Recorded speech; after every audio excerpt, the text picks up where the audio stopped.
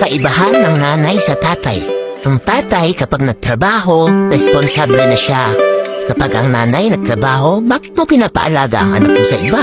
Kapag ang tatay nakabot ng sweldo, responsable na siya.